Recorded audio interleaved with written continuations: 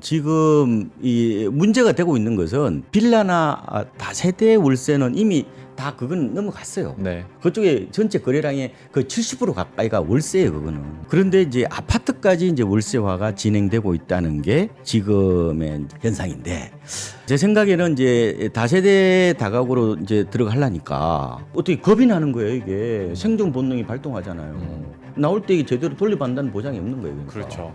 원래는 이제 다세대 전세로 들어가려고 했다면 보증받아서 들어가려고 하는데, 아니 나 안 들어갈 거야. 안 들어가고 차라리 그 돈이면은 아파트로 갈 거야. 아파트로 가려니까 뭐예요?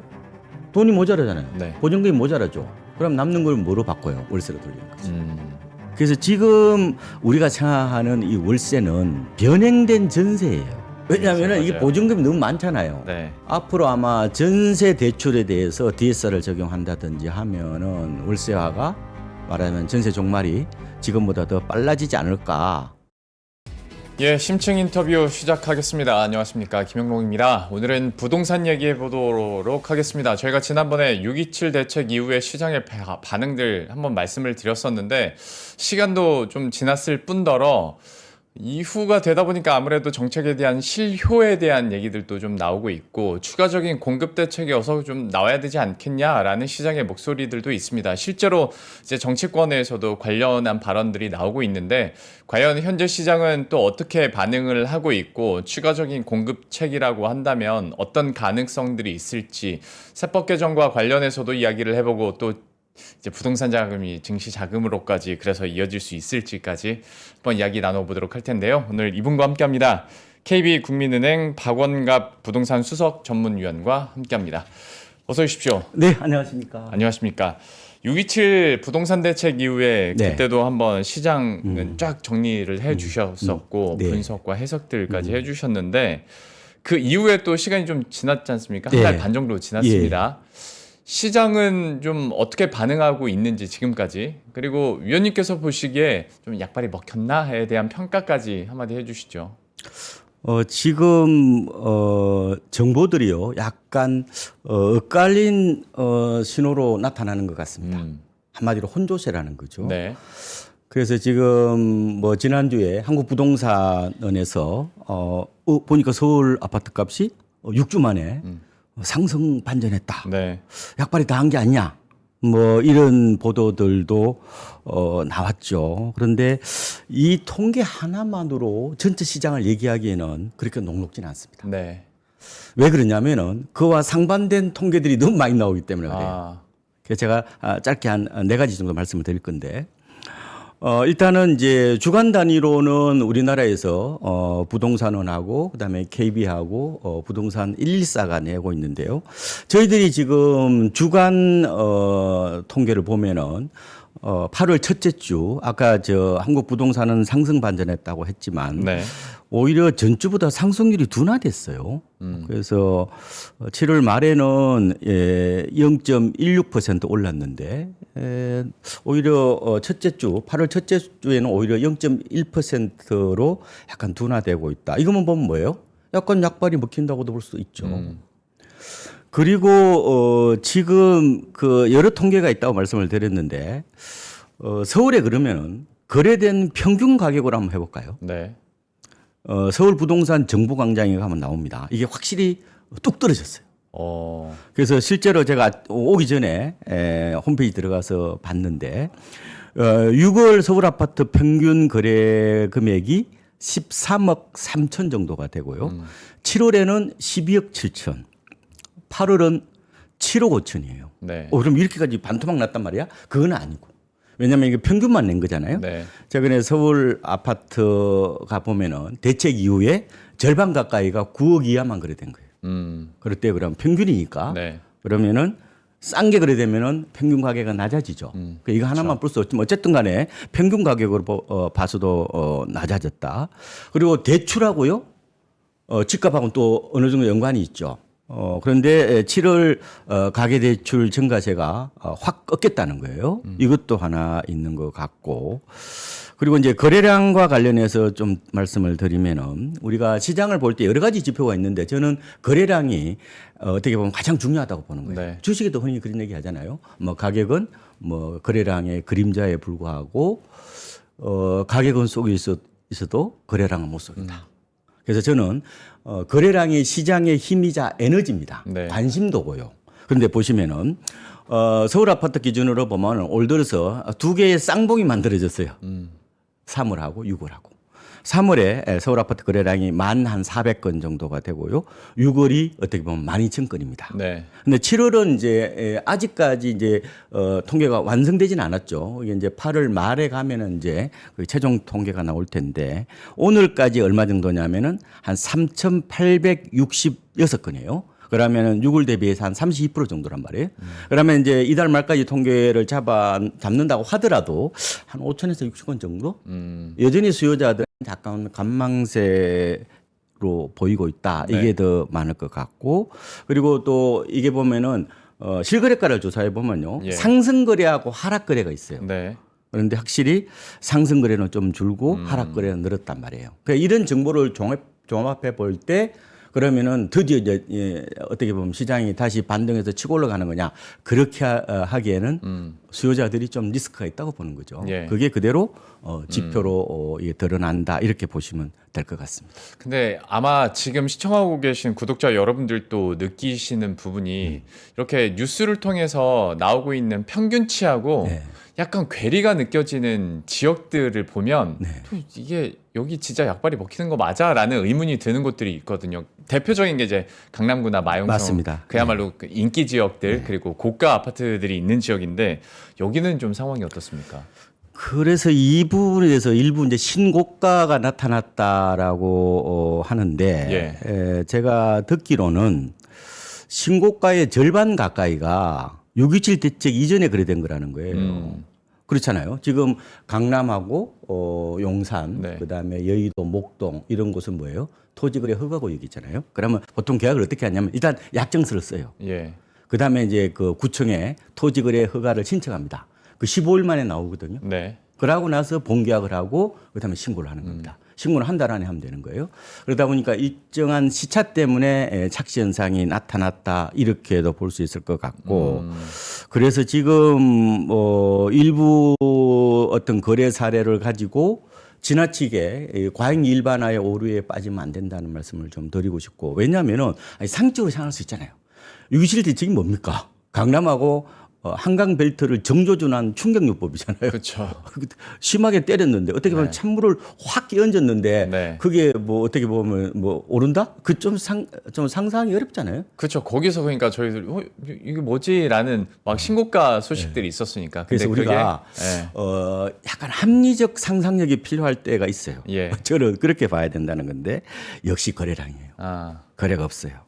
실제로 보면은 오늘 오다가 제가 봤는데 아무래도 강남, 서초, 송파보다 이른바 한강 벨트가 어디예요? 주로 이 성동구하고 마포구죠.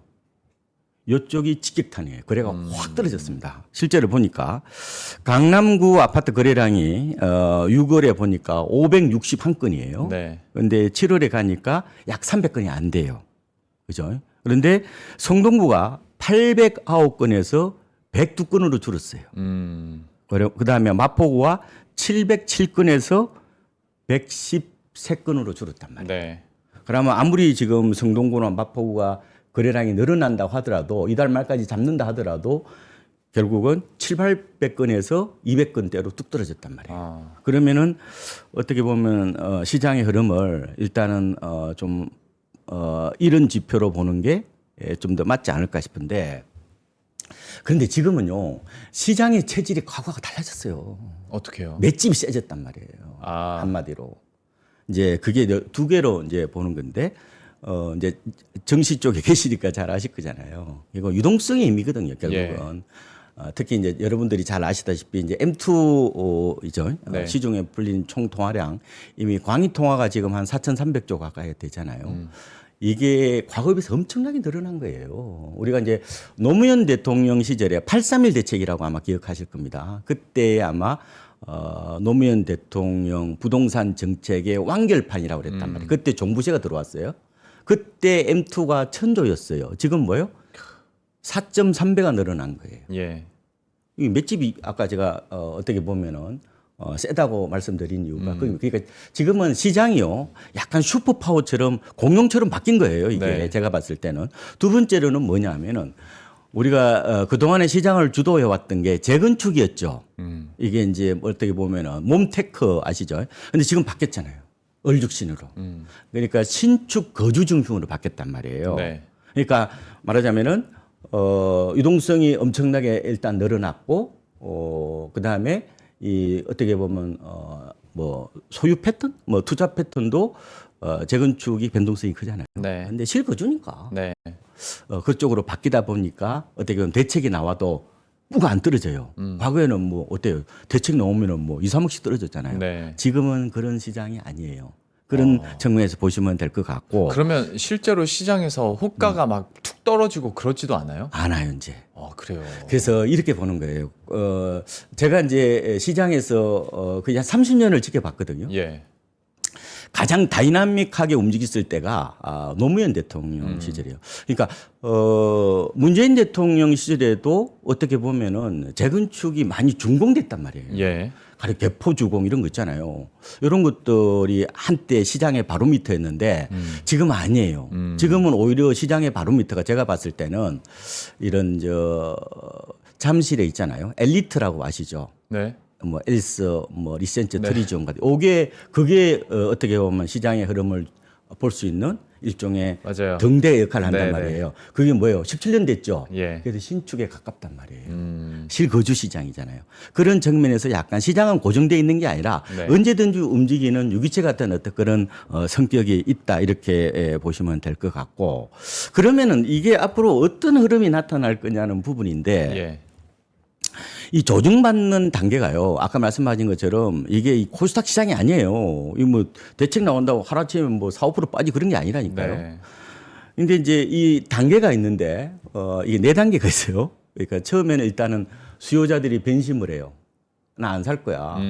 이게 이제 내가 왜 떨어지는 칼날을 두 손으로 받아 이런 생각을 예. 할 거잖아요.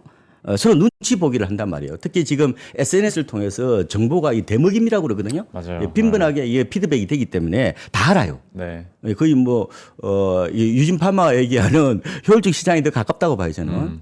그런 거 있고. 그러니까 변심을 하고 나서 그 다음에 관망세가 지속되는 거예요. 그 다음에 급매물이 나옵니다. 그리고 마지막에 가서 가격이 하락하는 구조예요. 예. 지금은 제가 봤을 때 2단계에서 3단계 사이라고 보시면 돼요. 그래서 이런 얘기를 하는데 아까 제가 맷집이 셋이다고 그러는데 그래서 시장의 어떻게 보면 반응은 이런 얘기도 합니다. 누적적이라고요. 정책 효과는 누적적이라고요. 네. 단박에 안 되고 어떻게 보면 더 어떻게 보면은 시장에 강한 신호를 줘야 이게 어떻게 보면 좀 움찔하고 가격이 떨어지는 구조라고 보면 될 거예요. 아마 제 생각에는 곧 나오는 공급 대책을 보고 수요자들이 아마 판단을 하지 않을까 이런 생각도 해보고 있습니다.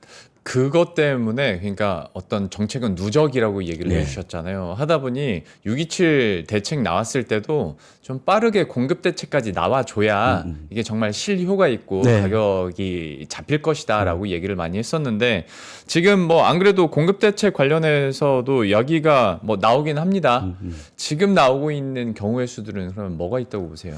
일단은 방향성은 나왔어요. 주로 뭐 사기 신도시는 뭐 이미 안 하는 거로 화닥이 잡혔고 네. 상기 신도시가 지금 제대로 철거가 안 되고 2주도 안 돼도 많아요. 그걸 빨리 어쨌든 속도를 내는 거. 그 다음에 이제 이 국유지 있잖아요. 맞아요. 비어 있는 거, 뭐 동사무소 이런 거, 말하면 주민센터 이런 거 비어 있는 거 있잖아요, 가령. 뭐 그런 데다가 이제 어차피 복합 개발을 해서 아파트를 세운다든지 뭐 유유부지 같은 거 네. 이런 거를 활용해서 일단은 공급 드라이브를 건다는 건데 그게 아마 종합판이 나올 것 같아요. 그게 그러니까 사람들이 다 뭐 9월 아니면 아무리 늦어도 추석 전에는 나오지 않겠냐는 얘기하는데 어떻게 보세요, 그건? 그거 일단은 제가 뭐 국토부 장관이 아니기 때문에 다만 이제 시장은 좀 빨리 했으면 좋겠다고 그러는데 그게 네. 쉬운 게 아니에요. 발표한다고 되는 게 아니에요. 그 문재인 정부 때 발표 많이 했잖아요. 네. 좀 된 게 없잖아요. 어떻게 보면은 태능 CC도 안 됐죠. 또 뭐냐면은 그 서초구의 조달청 부지도 안 됐지, 국립외교원 부지도 안 되고 다 안 됐잖아요. 뭐 네네. 이주 문제라든지 뭐 그린벨트 문화재 이런 게 묶여서 안 됐단 말이에요. 그러면은 이게 발표가 중요한 게 아니라 진짜 실행을 할 수 있는지에 대한 그 부분도 체크를 해야 돼요. 지금 발표가 중요한 게 아니에요. 네. 그러니까 시장에 뭐 사인을 주는 정도로 봤을 때, 뭐 그래서 실제 시행은 내년에 한다고 하더라도. 그래도 이제 말씀하신 것처럼 이게 이제 불안 심리가 이제 문제거든요. 예. 특히 이제 무주택자들의 불안 심리가 어떻게 보면은 패닉 바잉으로 이어지는 거예요. 그러면은 나는 기다리면은 싸게 그러면 내가 분양받을 수 있다면은 그렇죠? 굳이 내가 지금 비싼 집을 왜 사냐고요. 그렇죠. 예. 그러면은 수요를 이연시킬 수 있거든요. 집을 사지 말라는 게 아니에요. 네. 한꺼번에 사서 어떻게 보면은 오버슈팅이 되는 거니까 이 부분을 이제 어떻게 보면 누그러뜨리겠다는 게 어떤 정부 생각이니까 어쨌든 지금은 이 6.27 대책은 대부분 다 합니다. 이게 단기 대책이에요. 네. 그리고 어떻게 보면 단기 수요를 차단하는 가장 강력한 대책인 건 맞아요. 금융 대책이. 그렇지만 그거는 세월이 지나버리면은 금방 내성이 생기는 거는 그동안 많이 겪었잖아요. 네. 그래서 결국은 전공법으로 가야 된다. 공급에 대한 확실한 신호가 가야 되고 그 신호가 시장 참여자들 사이에서 믿음이 되도록 해야 되는 거죠. 맞아요. 네. 거기에 대해서는 어떻게 공급 대책이 나오고 어떻게 이 정책의 효과를 누적시켜 갈지는 한번 지켜보도록 하겠습니다. 네, 그게 중요한 것 같아요. 근데 이런 상황이다 보니까 뭐 비싼 데를 못 사고 다주택자가 안 되더라도 그러면 그냥 똘똘한 한 채 이제 얘기가 다시 나와요. 그래서 여기 하나 상급지로 딱 잡고 가는 거는 여전히 유효하다라는 얘기들도 있는데 여기에 대해서는 이 전략이라면 전략인데 어떻게 보십니까? 장기적으로는 맞아요. 단기적으로는 좀 조심하시는 게 좋죠. 그럼 단기적으로 조심해야 되는 이유부터 한번 설명해 주시죠. 이게 지금 유질 대책이 바로 똘똘한 한 채하고 상급지 갈아타기를 정조준한 거잖아요. 네. 그러면 이거로 끝날 것 같아요? 그러면 더 오르면은 추가적으로 나올 수 있다고 보는 게 여러 가지가 있어요, 지금은. 그래서 이런 얘기가 있잖아요. 단기적으로는 정부를 이기는 시장이 없다고 그러는 거예요. 단기적으로는 가격의 7, 80%가 정부가 결정합니다. 네. 물론 장기적으로는 시장이 결정하죠. 근데 첫 번째로 우리가 고려해 볼 수 있는 게 일단은 강남하고 이런 용산 지역이 조정 대상 지역이거든요. 예. 다주택자 양도세 중과세가 지금 유예되어 있어요. 그런데 내년 5월까지죠. 그죠? 근데 이게 부활될 가능성이 저는 있다고 봅니다. 그럼 어때요? 다주택자들이 절세를 위해서 매물을 일부 내놓을 수 있겠죠. 내놓을 수 있습니다. 그리고 가장 민감한 부분이 바로 1주택자에 대한 양도세 장특공제를 조정할 수도 있어요. 이 얘기가 많이 나와요. 지금 1주택자 장특공제는 10년 보유와 거주를 하면은 최대 80%까지 깎아준단 말이에요. 네. 빌딩이나 토지는 10년에 20%, 15년에 30%예요. 그 주택 공제 한도가 비주택에 비해서 너무 높다. 그래서 조절한다 이런 얘기를 한단 말이에요. 이거에 대해서 엄청나게 반발이 많을 거예요. 그리고 문제는 만약에 이게 1년 동안 한다 그러면은 그 이후에는 이전에 매물이 나오겠지만 그 이후에는 또 매물이 또 잠겨요. 네. 여러 가지 그 부작용이 많음에도 불구하고 만약에 이 똘똘한 채에 의해서 시장이 교란된다면은 충분히 나올 수도 있단 말이에요. 정책은 몰라요. 왜냐하면 정부의 목표는 규제도 목표가 아니고 부양도 목표가 아니에요. 시장 안정이 목표란 말이에요. 그렇죠. 네. 그러면 어떤 카드를 쓸 수도 있는 거죠. 그래서 지금 제 생각에는 상급지 갈아타기를 좀 조심해서 들어가라는 거예요. 제 생각에는. 왜냐하면 정책적 불확실성이 너무 크기 때문에 그러는 거고. 그리고 더 문제는 비싼 게 가장 악재거든요. 그렇죠. 비싼 게 가장 악재. 너무 많이 올랐어요. 그래서 조금은 제 생각에는 뭐 단지 내 집을 팔고 옮기는 거는 그 갈아타기는 저는 뭐 그거는 안 말리겠어요. 근데 신규로 그냥 무주택자가 새로 사는 것은 조금은 조심하는 게 좋을 것 같다라는 말씀을 드리고 그러면은 이 장기적으로 봤을 때 이거에 대해서 제가 이게 이제 어떻게 보면 이게 2005년 정도에 나왔더라고요. 뭐가요? 이 똘똘한 한 채 얘기가. 똘똘한 채. 예. 제가 좀 많이 좀 얘기를 했는데 예. 이게 왜 나왔느냐는 그 부분에 대해서 한번 생각을 하셔야 돼요. 원래 똘똘한 한 채는 양도세나 종부세에 대해서 중과를 하니까 여러 채 갖기보다 한 채를 갖는 거란 말이에요. 그렇죠. 그게 당연히 유리하겠죠. 네. 왜냐하면 시장은 정부 정책이 나오면은 이기적으로 대응합니다. 그렇잖아요. 살 길을 찾잖아요. 그럼요. 그런데 그게 이제 노무현 정부 때부터 이어진 국민이란 말이에요. 그런데 윤석열 정부 들어서고 나서 아까 말씀드린 것처럼 지금 다주택자에 대해서 양도세, 중과세가 유예돼 있단 말이에요. 근데 윤석열 정부 때 강남 같은 이런 지역이 많이 올랐잖아요. 그리고 취득세도 보면은 강남은요. 두 채부터 8%인데 네. 마포구 같은데 비규제적이잖아요. 그런데 세 채부터 8%예요. 서울에 그러면 마포를 세 채 사요? 두 채면 두 채도 많아요. 두 채만 해도 지금 기본이 20억이잖아요. 네. 그러면은 전세 끼고 산다 하더라도 적어도 3, 40억은 가져야 된다는 건데 요새는 그렇게 안 해요. 똘똘한 한 채가 물론 다주택자에 대해서 약간 세제상 불이익이 있어요. 있지만 그거 플러스 알파를 생각해야 되죠. 첫 번째, 빌딩 살려는 사람들이 고가 아파트로 이동했어요. 공실이 늘어나니까 네. 관리하기 어려우니까 그러네요. 결국은 귀찮으니까 결국은 이 고가 주택 수요가 어떻게 보면은 더 부풀려진 거죠. 더 하나 주식 방송이잖아요. 네. 요새는 그냥 살만한 집 하나 사고 나머지는 금융자산을 운용하는 거로 바뀌었단 말이에요. 미국 주식을 하든지 네. 아니면 코스피를 하든지.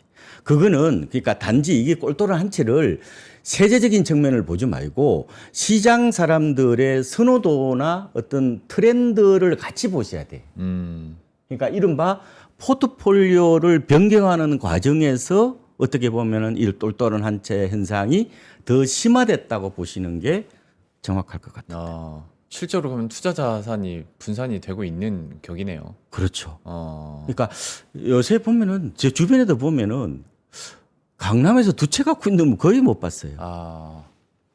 조마조마하잖아요. 그렇죠, 맞아요. 어떻게 될지 모르니까. 그래서 제가 이런 표현도 하는데 강남에 아파트 두 채 갖고 있는 분들은 이 비바람 치는 날, 오늘 비 많이 왔잖아요. 네. 비바람 치는 날 계곡에서 외줄타기 하는 거와 비슷한 거야.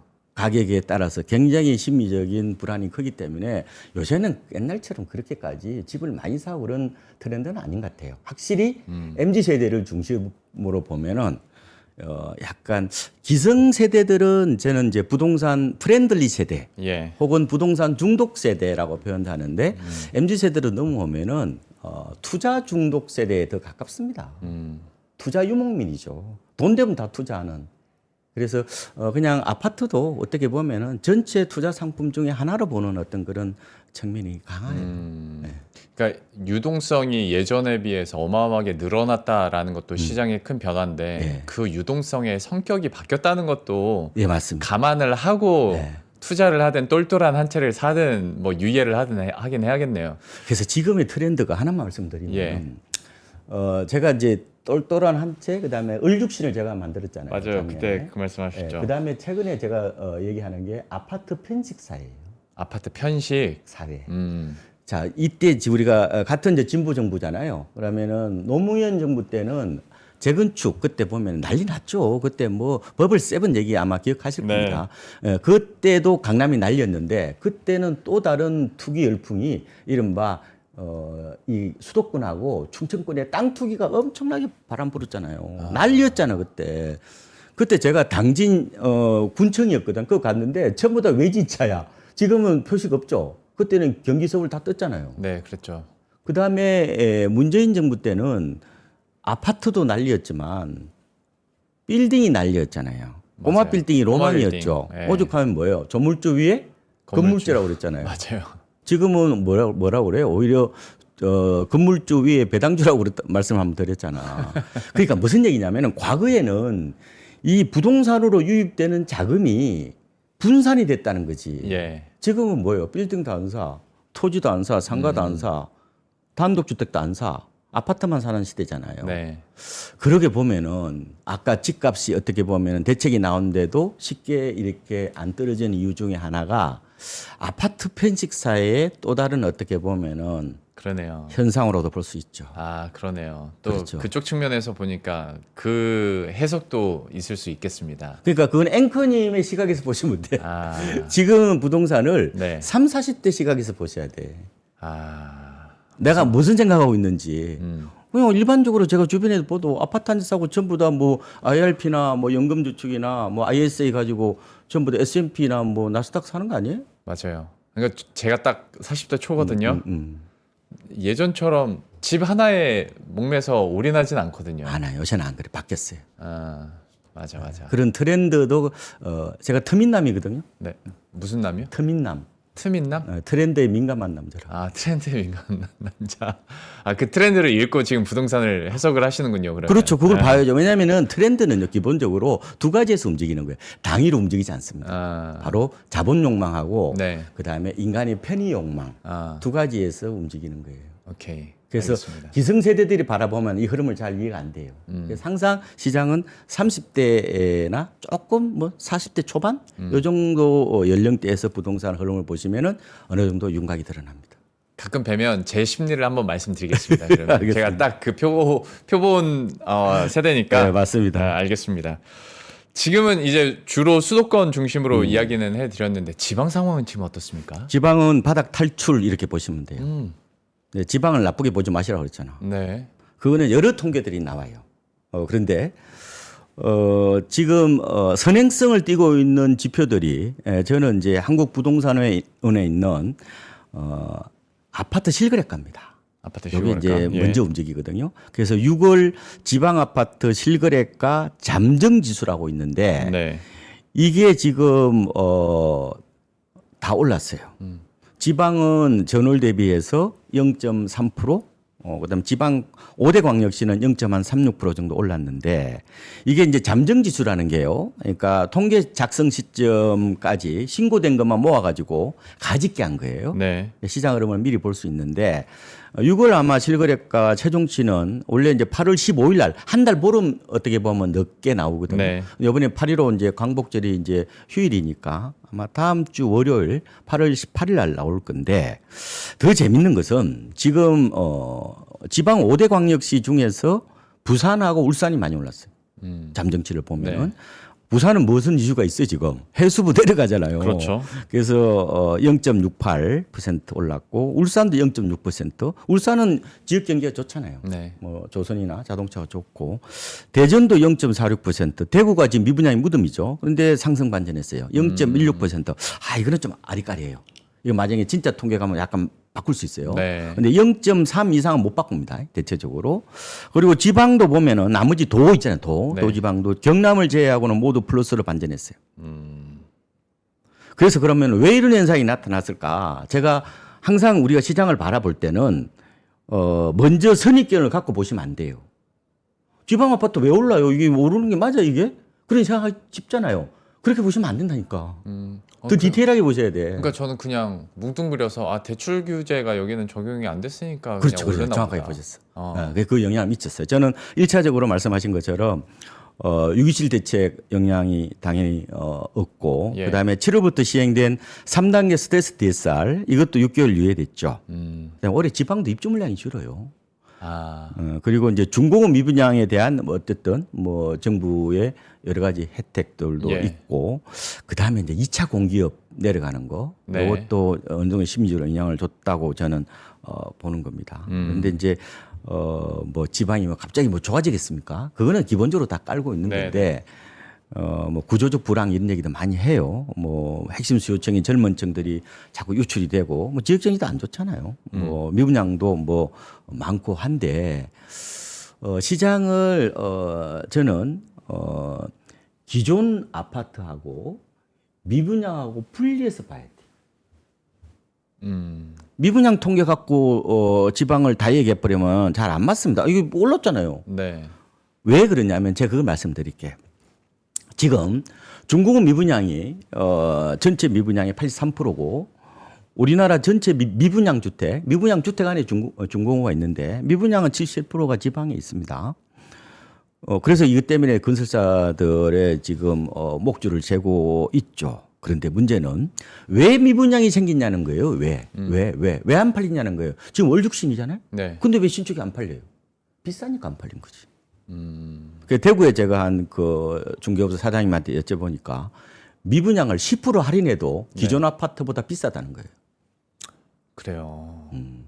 근데 참 이게 그러니까 지방에서 짓는다고 해서 원자재 가격이 떨어지는 건 아니니까. 그렇죠. 워낙 원자재 가격이 많이 올라서 높게 책정할 수밖에 없는 거예요? 아니면 그거보다 더 좀 거품이 들어가 있는 가격이라고 보시는 거예요? 그러니까 이제 그게 이제 맞물려 있는 건데 보통 이제 그 원자재 값이 급등하면서 분양가가 30% 이상 올랐다는 거예요. 네. 그러니까 수도권에서는 그걸 받아줬죠. 음, 지방에서는 못 받아준 거예요. 그 얘기는 지방이 안 올랐다는 거지. 그렇죠. 그 이후에 그죠. 그래서 이제 제 말씀은 아까 이제 시장을 두루뭉실하게 보신다고 그랬는데 그렇게 하지 마시고 세분화해서 미분양하고 기존 아파트를 분리해서 보셔야 돼. 이 두 시장의 온도 차이가 있기 때문에 그래서 제 생각에는 지방 아파트가 저는 제가 바닥을 탈출하는 기미가 있다고 그랬잖아요. 네. 그런데 기존 아파트가 어느 정도 회복되고 난 다음에 점차 미분양이 해소되는 구조로 봐셔야 돼. 근데 이제 미분양이 많으니까 기존 아파트가 못 오르도록 이렇게 자꾸 짓누르는 어떤 그러겠죠. 그런 측면은 있지 않을까 생각이 들어요. 그래서 지방 아파트에 대해서 너무 그렇게 부정적으로 볼 필요는 없다. 뭐 이런 생각도 좀 해보고 있고. 근데 또 설명 듣다 보니까 그러면 지방도 신축이랑 구축 간의 차이는 더 벌어질 수 있겠네요. 그러면. 원래 지방은 재건축이 안 되기 때문에 신축 선호 현상이 더 심하죠. 더 심해요. 서울보다 더 심하죠. 뭐 그런 특성은 있는 것 같고 그래서 지금은 지방이 이 광역시를 기준으로 보니까요. 회복률이 지금은 수도권보다 확실히 좀 낮아요. 근데 일반 도는 수도권보다 높고 네. 그래서 상대적으로 제 생각에는 지방에 회복이 된다면은 광역시 중심으로 조금 먼저 선발대처럼 좀 움직일 것 같고 나머지 도 지역은 좀 따라가는 양상이 되지 않을까 생각이 됩니다. 알겠습니다. 지방의 경우들이나 약간 또 전망들까지 들어봤는데 중간에 얘기해 주시다가 2차 공기업 이전 얘기도 하셨으니 끝판왕이 세종시가 아닐까 싶어가지고 마침 어제 김윤덕 국토부 장관 취임식에서 네. 어떤 행정수도로서의 육성 의지를 다시 한번 밝혔지 않습니까? 근데 그렇죠. 사실 이게 처음 있는 일은 아니고 번번이 잘 안 됐었는데 이번은 좀 어떨 거라고 보시는지 이것도 한번 평가 부탁드립니다. 그렇죠. 다시 한번 저는 이제 뭐 주무 장관으로서 어쨌든 한 번 더 강조하신 게 아닌가 싶고요. 원래 이재명 대통령께서 뭐 대선 공약에 원래 세종시 완성이 들어가 있어요. 들어가 있는데 근데 그동안에 세종시가 이제 정치 테마주처럼 움직였단 말이에요. 네. 행정기관이나 입법기관 이제 이전할 때마다 막 출렁거렸잖아요. 그런데 제 생각에는 약간 변수가 또 하나 생겼어요. 어떤 거요? 아까 말씀드린 대로 해수부. 네. 해수부 본부인력과 가족하고 합치면 한 2,000명 정도가 이제 부산으로 가는 거죠. 네. 그러면 수요의 공백이 좀 생길 수 있잖아요. 음. 그래서 회복이 조금은 지연될 수 있다는 게 최근에 저의 비유예요. 다만 지금 세종시가 올 들어서 제가 실거래가를 보니까 6월까지 무려 실거래가 아파트가 8% 올랐어요. 진짜. 많이 올랐습니다.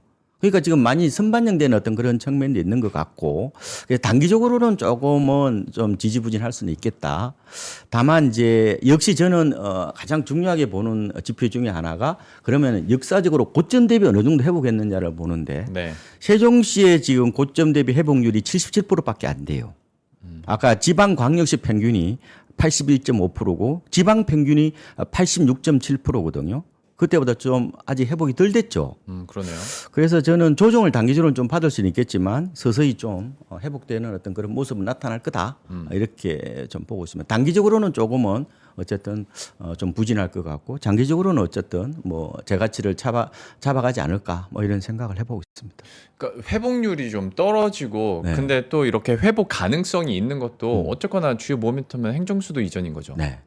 근데 행정수도 이전의 현실화에 대해서도 사실 갸우뚱한 문제도 있고 이게 어떤 법적 제도적 절차가 좀 마무리가 돼야 가능한 거 아닌가 싶긴 한데 이게 현실성에 대해서는 어떻게 보세요? 저도 지금 어떻게 보면은 좀 속도를 낼 필요가 있지 않을까 뭐 이런 생각이 들어요. 뭐 세종시뿐만 아니라 이런 2차 공기업까지도.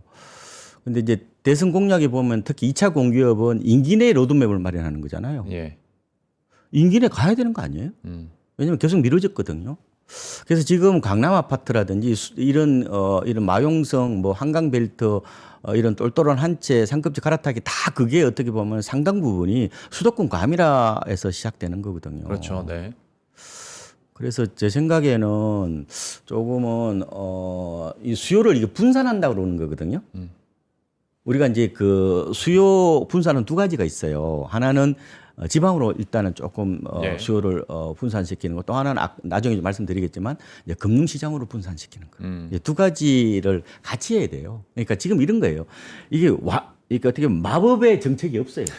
네? 네. 마법의 상품이 없듯이 이렇게 쫑기쫑기 모아가지고 있잖아요. 아까 말씀드린 그래야 그게 모여가지고 누적적으로 됐을 때 효과를 발휘하는 거거든요. 막 같이 아마 병행해서 처방이 나와야 될 거로 보고 있습니다. 알겠습니다. 세종시에 대해서도 잠깐 얘기했는데 지방 얘기 나온 김에 그거 하나만 더 하고 네. 수도권 올라와서 다시 전세 얘기 잠깐 해보겠습니다.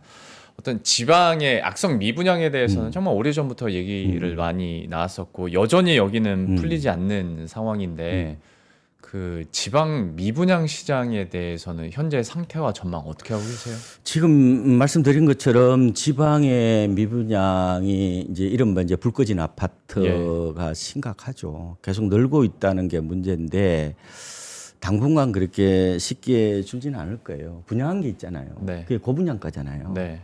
그러면 결국은 그게 나중에 악성으로 남을 수밖에 없는 구조예요. 근데 이제 정부가 약간 매입을 좀 늘린다고 그래요.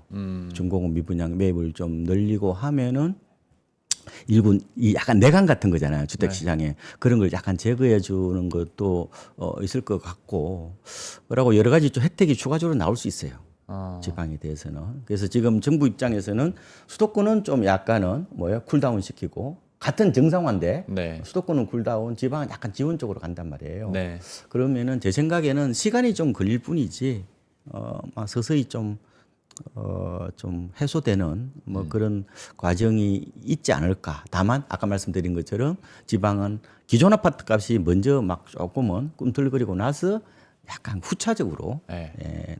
약간 좀 좋아지는 그런 양상이 나타날 겁니다. 그래서 지방에 사시는 분들은 좀 헷갈리실 거예요. 이분양이 저렇게 많은데 우리 아파트 값이 약간 좀 올랐네 이런 얘기를 할 수 있거든요. 네. 그런 약간은 착시 현상 이런 것들도 좀 감안하시는 게 좋을 것 같아요. 그러니까 지방에서 사시는 분들은 그러니까 외부에서 유입돼서 오는 사람들이야 차치하고서라도 원래 그 지역에서 사시는 분들은 내가 만약에 신축으로 가고 아니면 분양을 받고 싶어도 지금 내가 살고 있는 구축이 해결이 되고 어느 정도 가격이 올라야 그걸 팔고 나서 그렇죠. 이렇게 옮겨가는 건데 네, 맞아요.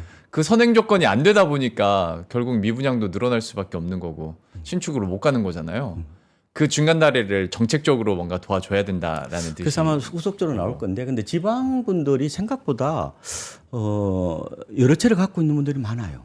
집값 상대적으로 싸기 때문에. 그러니까 근데 만약에 그게 지방에 사는 사람들이 아니면 수도권에 있는 사람들이 수도권에서 거기서 요새는 원정 투자는 많이 안 가요. 그러진 않고. 안 가는데 저희도 고객들 만나 보잖아요. 예. 그러면 생각보다 두 채 갖고 있는 분이 많아요. 그래요. 예. 그래서 지방에는 기본적으로 이제 두 가지의 이제 어떤 그런 신호가 주어졌을 때 이제 사람들이 집을 산다는 거거든요. 하나는 이제 금리에 좀 민감합니다. 금리나 그렇죠. 대출보다 집값이 싸니까 대출 규제보다 우리 금리 인하에 좀 민감하고 네. 두 번째로는 집값이 올라간다는 신호가 나왔을 때 약간 수요가 몰리는 어떤 그런 특성이 있어요. 네. 지방이.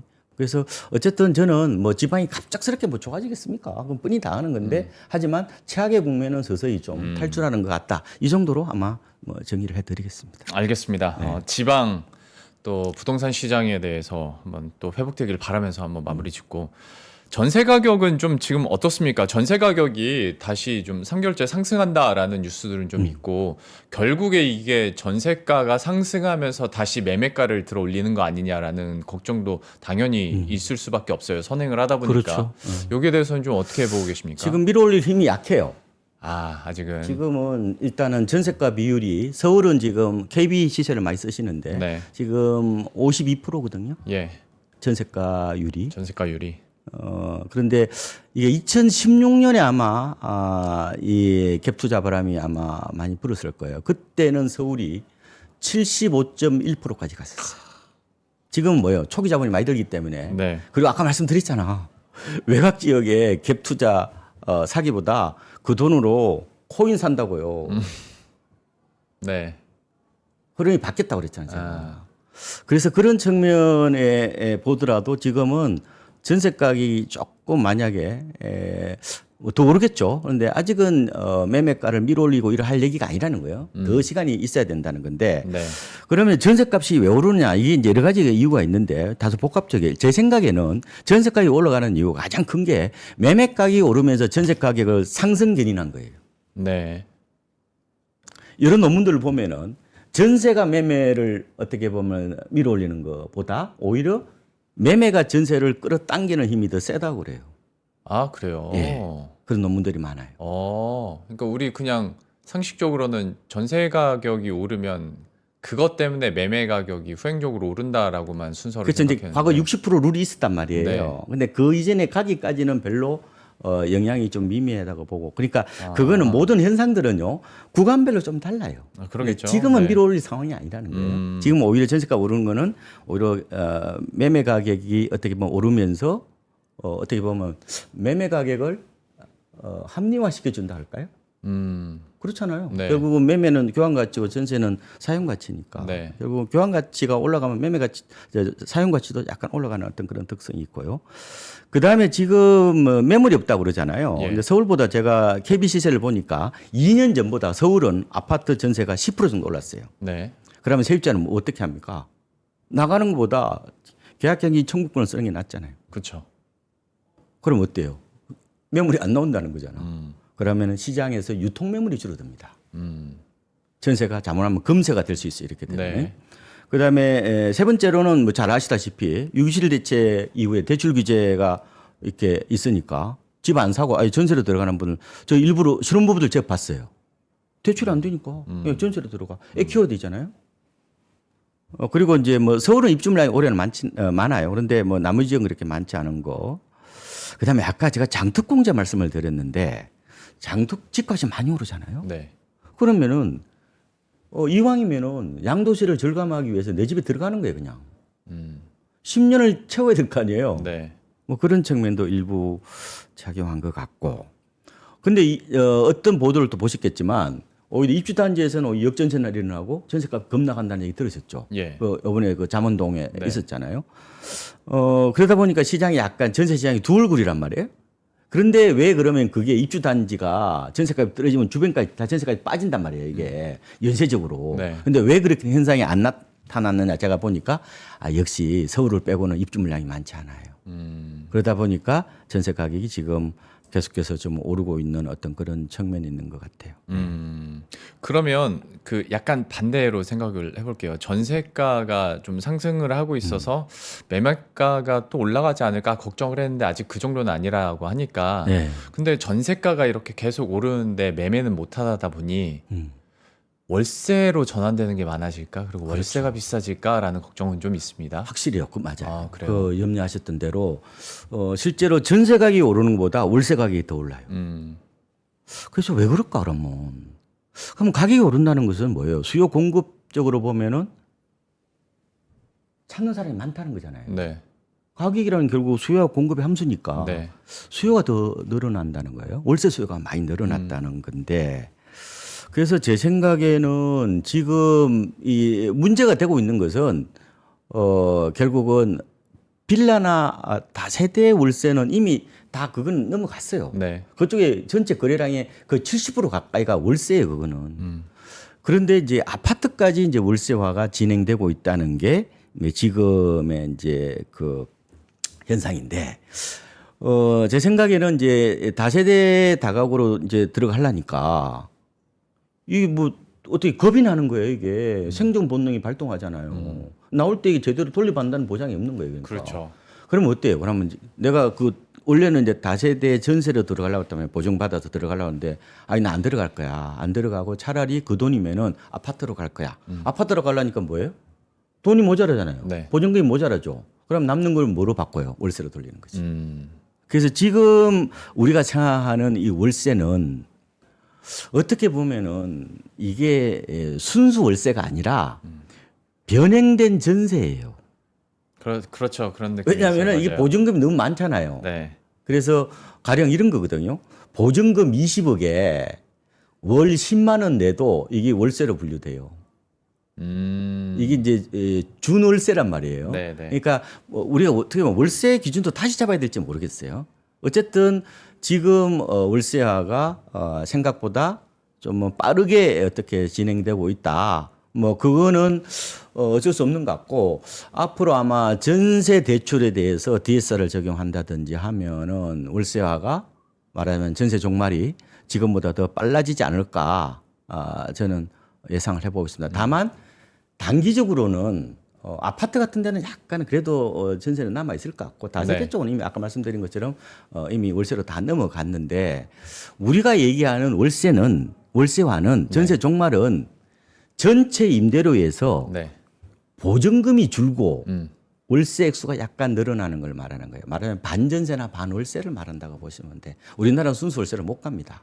집주인이 일단 돈을 돌려줘야 되는데 시간이 걸리잖아요. 그렇죠. 근데 갭투자 아직 남아있고 그러다 보니까 제 생각에는 약간 지금은 전세에서 월세로 넘어가는 과도기인데 네. 그 과도기라는 것은 결국은 그러게요. 보증금이 좀 줄어드는 그런 과정이라고 보시면 될 것 같습니다. 이미 전세라는 게 다 고리가 다 이렇게 유동성이 묶여 있는 건데 네. 누구 한두 명이 그거 해결해 준다고 해서 이게 없어질 수 있는 게 단기간에 아니잖아요. 아니면 문화라는 게 쉽게 안 없어지죠. 네, 그렇죠. 예. 하다 보니 그러니까 월세화가 빠르게 진행이 되지만 이것도 뭐 준 월세, 준 전세처럼 그런 느낌으로 우리가 받아들여야 된다. 언젠가는 완전 월세로 넘어갈 수도 있죠. 우리나라도요. 예. 언젠가는. 이제 골치 아파요 그러면. 여러 가지 이제 이게 뭐 어떻게 보면 외국에 이러잖아요. 가령 뭐 월급의 30, 40% 정도를 낸다는 건데. 이제 그거는 이제 여러 가지 해석이 있어요. 저는 뭐 전세 뭐 찬성론자도 아니고. 근데 모든 경제 현상은 응과 양이 있어요. 그러니까 원래 전세는 이런 게 있었죠. 외국인 사람 이거 뭐 위험한 꿀복지라고 표현해요. 위험한 꿀복지. 세입자는 유리하잖아요. 그래서 최근에 보니까 한국주택금융공사에서 네. 작년 말에 5천 가구를 대상으로 수요자 실태 조사를 했어요. 예. 해보니까 세입자 가운데 죄송하지만 월세 가실래요? 전세 가실래요? 80.5%가 전세를 선택합니다. 왜? 뭐 때문에? 유리하니까 싸니까요. 전세가 싸잖아요, 상대적으로. 그 다음에 이제 이게 내 집 마련으로 가는 징검다리 역할도 해왔고. 그랬죠. 그렇죠. 그래서 요새 상급지 갈아타기도 약간은 이런 뭐 갭 투자인데 이것도 과거에 이제 했던 방식하고 비슷한 거예요. 그러니까 일단 전세로 끼고 샀다가 그다음에 돈을 모아서 이사 가는 거 이런 계단식 내 집 마련 방식인데 이게 이제 사적 사다리거든요. 네. 이게 없어진다고 보시면 될 것 같고 그런데 이제 전세가 이게 재밌는 게 이 야누스의 둘굴이라고 표현하는데 네. 침체기 때는 급락을 막아요. 아무리 교환 가치인 매매 가격이 떨어지더라도 사용 가치 이하로는 잘 안 떨어지잖아요. 그렇죠. 전세 가격 이하로는 잘 안 떨어진단 말이에요. 네. 그래서 일종의 하방 경직성이 있어요. 매매 가격이. 문제는 상승기 때는 오히려 이게 불안의 도화선이 된다는 거예요. 그렇잖아요. 그러니까 우리나라에 지금 여러 가지 집값 불안을 부추긴다는 이 갭 투자는 전세 제도가 만든 한국식 투자 기법이란 말이에요. 그렇죠. 우리나라에 지금 KB 시세를 보면은 7월 현재 전국 아파트의 전세가 비율이 68.2%예요. 그 무슨 말이에요, 이게? 그러면 대출이 없다고 가정하면은 전세 대출이 없다고 가정하면은 세입자는 아파트를 살 수 있는 돈 70%를 들고 있다는 거죠. 그렇죠. 그러면 불안 심리가 팽배되면 어떤 일이 벌어져요? 재빨리 매매 시장으로 올라탄단 말이에요. 그래서 금방 불장으로 만들어 버려요.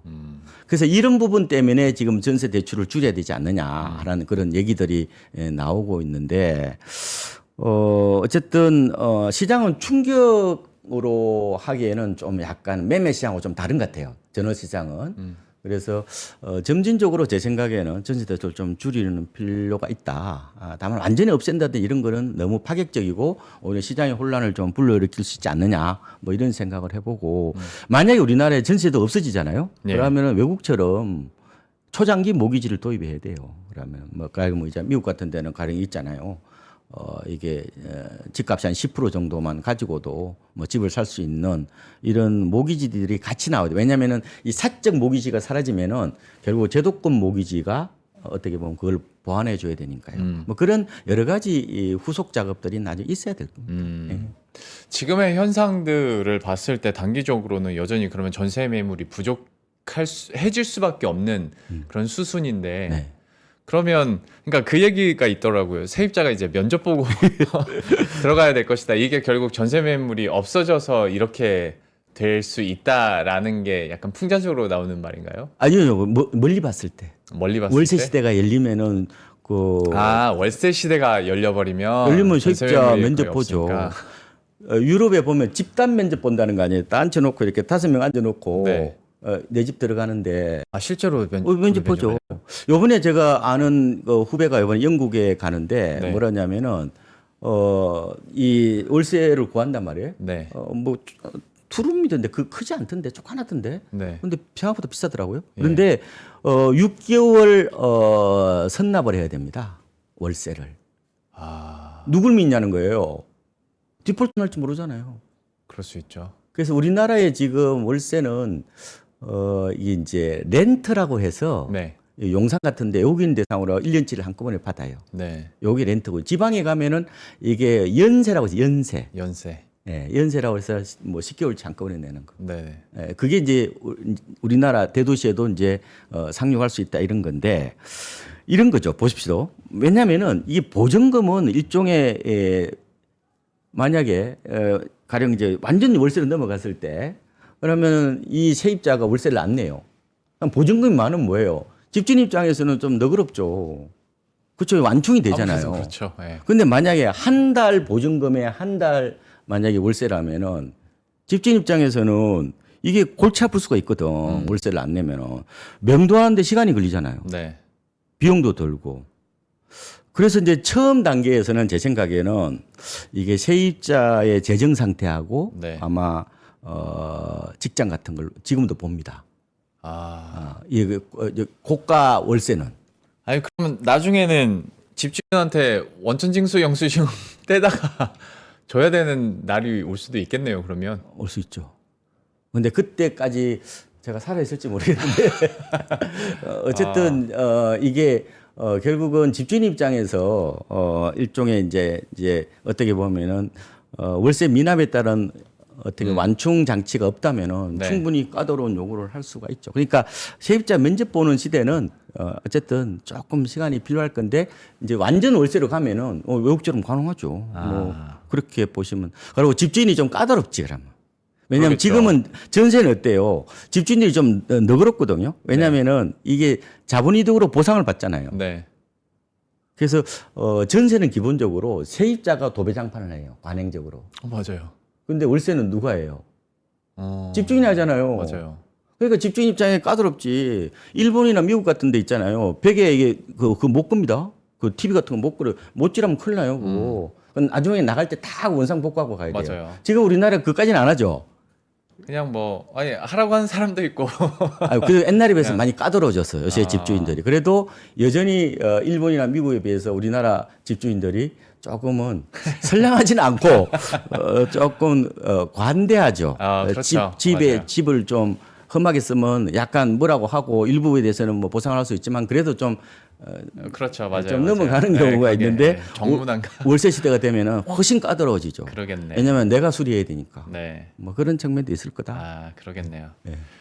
참 인생의 시험의 연속인데 이제 집 그러니까요. 들어갈 때도 면접을 봐야 된다고 하니까 심란해지네요. 물론 시간 먼 미래 이야기일 수는 있겠으나 이 얘기도 잠깐 해봤고 시간이 많이 됐으니까 이거 네. 하나만 더 여쭤보고 네. 좀 마무리를 지을게요. 그 뉴스 나온 것 중에 얼마 전에 뉴스 나온 것 중에 하나가 뭐 뉴스화가 됐으니까 제가 그 집도 직접 얘기를 해드릴게요. 잠실 시그니엘 예. 거의 한 채가 56억 원에 팔렸는데 그걸 산 사람이 벨기에 국적 2명이 이걸 샀다더라. 6.27 대책 처음 나왔을 때 외국인들이 와서 부동산 쇼핑하는 거에 대한 제재는 없다 그렇죠. 보니까 이거 역차별 아니냐라는 얘기가 나왔었는데 벨기에 사람 2명이 이걸 샀다니까 이제 다시 또 이 역차별 얘기가 좀 나오더라고요. 이건 좀 어떻게 보고 계십니까? 외국인 부동산 문제에 대해서는 감정적으로 대응하면 안 돼요. 좀 더 냉정하게 봐야 되고 충분히 저도 그 부분에 대해서 정서적으로 저도 불만이 많습니다. 억울하고 기울어진 운동장, 뭐 역차별 뭐 그런 얘기 하는데 심지어 이제 중국인이 샀다고 이제 하니까 좀 더 이렇게 좀 불편한 그랬죠. 어떤 분들이 예. 있는 것 같아요. 근데 왜 외국인들이 주식이나 채권 사면 안 맞다는 왜 부동산 살 때만 이렇게 민감하게 반응하는지 뭐 그런 얘기를 한단 말이에요. 근데 그 당연하죠. 왜냐면 이거는 생활의 필수제인 주거 안정에 대한 얘기잖아요. 그렇죠. 당연히 그렇게 할 수밖에 없는데 그런데 지금 우리나라 작년 말 기준으로 보니까 외국인이 우리나라 주택을 갖고 있는 주택 수가 한 10만 채 정도 돼요. 네.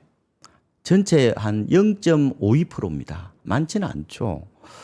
그런데 이제 말씀드린 것처럼 주택 보유의 대부분이 56%가 중국인이고 주택은 보니까 24%가 서울에 있고 그다음에 40%가 이제 경기도가 있는데 대부분이 이제 경기도에 있다는 얘기는 안산, 시연, 부천, 수원, 평택이란 말이에요. 네. 거기에 주로 우리 중국 동포들, 한국으로 귀화하지 않는 중국 동포들이 여기에 살고 있는 거예요. 네. 이게 대부분이라는 거예요.